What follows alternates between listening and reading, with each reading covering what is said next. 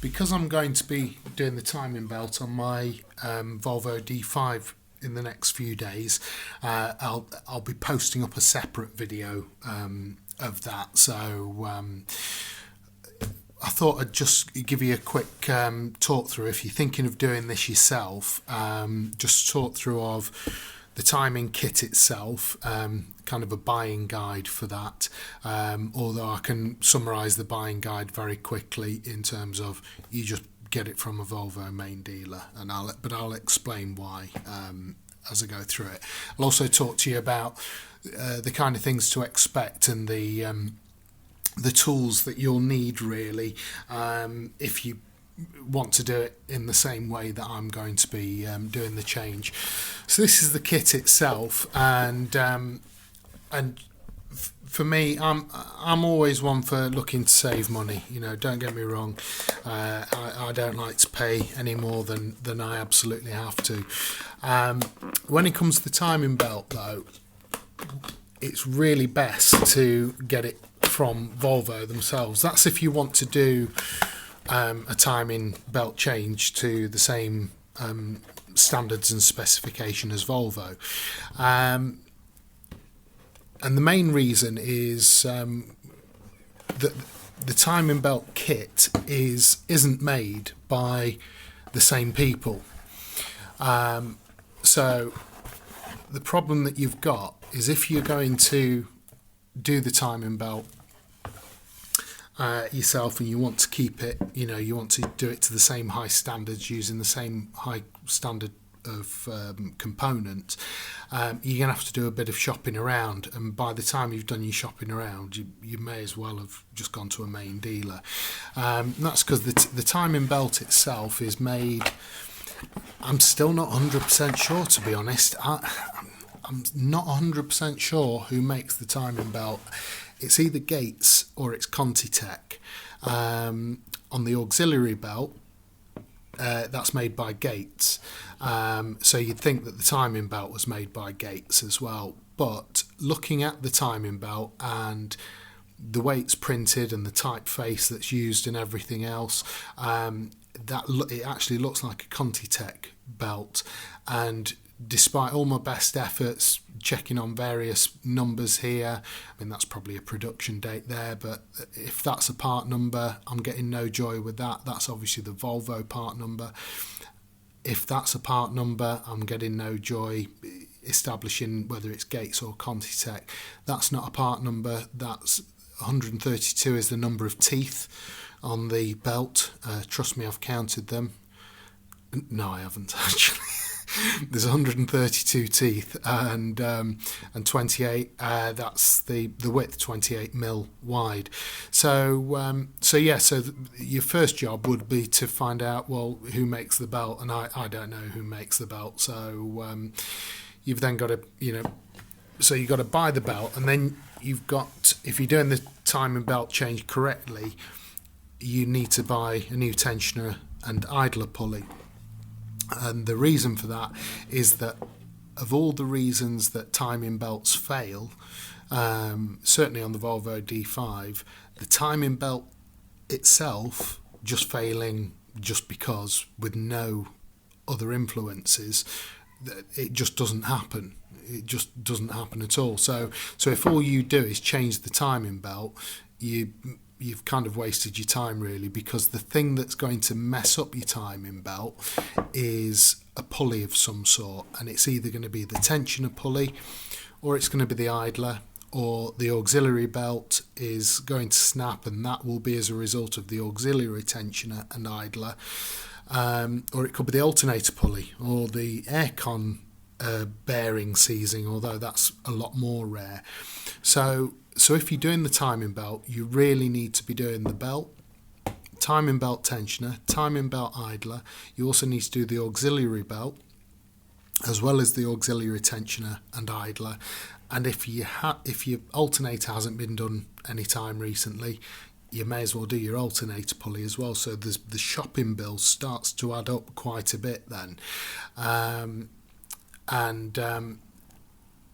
aircon bearing, you just listen out. Like I say, it's not a common failure, so I wouldn't worry too much about that. But you really do need to do the timing and auxiliary all at the same time. And the pulleys that Volvo use are made by a German company called Inner, I-N-A, Inner. See it just there? So if you were to go to Inner directly, I could give them that part number. That's Inner's part number. So you got the Volvo part number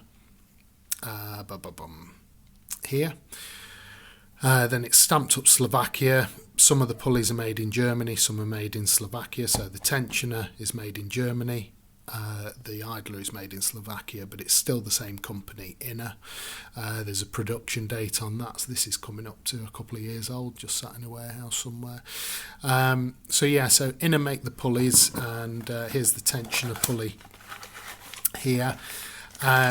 But don't pay too much attention to part numbers from this video. Don't, if you've got a 2009 D5, don't be writing down these part numbers, and you need to just either do your own research or just go straight to the main dealer, and they will assemble the kit for you with the components that you need. And once again, this is the timing belt tensioner made by Inner. So that's the Volvo part number just there, and then Inner's part number is just there. My particular D5 is a 2002, but there have been subtle variations over the years, so don't look at yours and don't look at this and think, oh well, I'll just get a tensioner just like that. It doesn't work like that. You need to go to your main dealer and give them your chassis details, and they will be able to provide you with the correct kit. Now, the other thing that I know some of you will say is, well, if I go to the main dealer, it's going to cost me a fortune, whereas I can pick up a timing belt kit, for a lot less money from, a Motor Factors or whatever, or from eBay. And normally that is the case, but most Volvo dealers do a very good price on timing belt kits. The list price is about £120, something like that, but there's enough dealers out there. This particular one came from a Volvo dealer in Leicester, Sturgis Volvo, and this was £78 plus £5 postage, so that was £83 now, and that's for a genuine kit with everything that you need.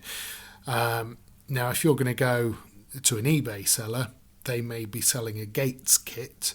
So you'll get a Gates belt, and Gates are a fantastic maker of belts, but you don't know who's made the pulleys. You'd have to then check, well, is it an Inner pulley? So is it the one that's going to be exactly, that Volvo specify? Is it going to be an SKF pulley? If it is an SKF one, brilliant. They're very good quality again.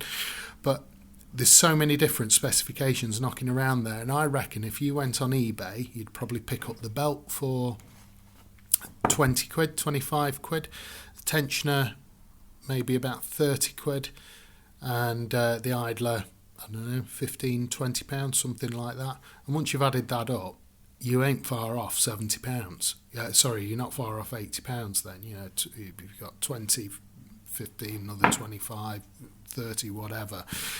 By the time you've done that and you've had to do your research and everything, just go to your main dealer. Go to your main dealer, or there's enough main dealers on eBay that are doing timing belt kits for about 80 quid.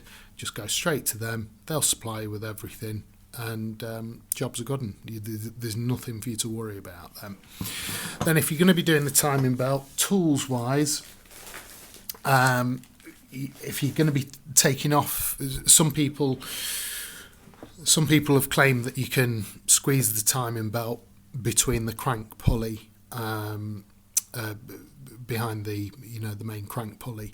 I haven't seen it actually being done. I don't doubt that they have managed to do it, but they say that they have to bend this belt a little bit across to do that. And to be honest, it's not that I can't see how it can be done. I just think that the force needed to bend this belt that way it's not something I really want to be doing on a timing belt. I don't want to be bending a belt in a way that it wasn't designed to bend. So you can by all means have a go at doing the timing belt by squeezing it through or whatever. I think you're asking for a lot of trouble. I think you might find that it's going to be trickier than you thought. So if you're going to be taking off the crank pulley nut, you're going to be needing something pretty meaty. So for me, I'm actually going to be using this Bosch high torque impact wrench. The crank pulley nut is done up to 300 Newton meters. So to undo it, you're going to need something, very, very powerful. That particular impact wrench is a 650 Newton meter wrench. If you're taking off the crank pulley, you are then, when you put the crank pulley back on, you're going to need new nuts and bolts. So you're going to need, so there's the crank pulley nut just there. If you think it's been working at 300 Newton meters for 10 years or 90 odd thousand miles, for the sake of, I don't know, £4 something, give the old nut a break and chuck it in the bin and just buy yourself a new nut. And you're also going to need 4 crank pulley bolts. These are stretch bolts, which means that when they're torqued up correctly, there's a slight stretching of the bolt in order to hold the correct tension. So theoretically, these shouldn't be reused. So once again, for the sake of, I think these were about £6 or £7, nothing too expensive for the pack of 4. You may as well do your crank pulley nut and your crank pulley bolts. So that's on your shopping list. Then, to tighten up the crank pulley, well, you can imagine tightening up anything to 300 Newton meters. You've got to have something fairly meaty. So you're going to need a torque wrench that goes up to 300 Newton meters. I haven't got a torque wrench that goes up to 300 Newton meters, so I'm going to have to either buy one or hire one. This one only goes up to 210, and it ain't a small torque wrench. It's probably 3/4 of a meter long, and this isn't going to cut it. This is a 210 Newton meter torque wrench. So I'm going to hire one because they're about 80, 90 quid. You won't get a 300 Newton meter torque wrench for less than 80, 90 quid. So if you haven't got one, all of a sudden, for the tools that you're going to be needing, you need to cost everything up accordingly and see whether it's worth you actually even doing the job yourself. Now, so I've got the impact wrench to get the bolt off. I'm going to hire a torque wrench, which I can get for £15 for a day, so that's fine by me, which is because otherwise I'm not going to need a 300 Newton meter torque wrench again, so I'm just going to hire one for the day. And then when you're doing up the bolt, you need to consider a holding tool, because you're going to be turning the crank pulley one way with 300 Newton meters of force. The crank pulley obviously is going to want to turn with it because you're putting so much force through it. Now, I know that some people might want to take off the starter motor, and some people then lock the teeth of the ring gear on the starter motor. That isn't something that I would really want to be doing at all. So I bought the holding tool, the correct Volvo holding tool. This is what the Volvo mechanics use. There's the part number just there, 9995433. It's quite a common tool, so that does, I think, pretty much every D5. It also does petrols as well. And basically you take off your 4 crank pulley bolts, and then you put this in place, then you put them back on, and if you can imagine, as you're turning the crank pulley bolt with 300 Newton meters of force, this then wedges against, I think it's against the subframe, and so that holds the crank pulley in place whilst you're putting 300 Newton meters of turning force through it. So you don't need it for taking the crank pulley off, but for putting it on and for tightening the crank pulley nut correctly, you're going to need some sort of counter hold. This was £30, so yeah, not a cheap tool. That said, the likes of Sealy, I think Draper do one as well, but theirs are about 35 quid. And this is, like I say, the genuine Volvo one. It's as meaty as you like. This is proper quality. This ain't going to bend. This isn't going to suddenly let you down and slip at the last second. So there's your little shopping list. Luckily, I don't have to do the auxiliary belt on mine, because I did that last year, and I did the alternator pulley last year and the auxiliary tensioners. Have a look through my list of videos and you'll see my D5 auxiliary video on there. So I'm just going to be doing the timing belt, tensioner and idler and the bolts. So yeah, it'll be available as a separate video, and I hope you find this buying guide useful. Don't be put off from doing the job on your own in terms of difficulty. It's not a difficult job, but it's a job that's nigh on impossible or very, very difficult without the right tools. So that's why I just thought I'd take a few minutes of your time to talk you through the sort of things that you need to buy to do your timing belt correctly. And I hope you find all that information useful, and thanks very much for watching.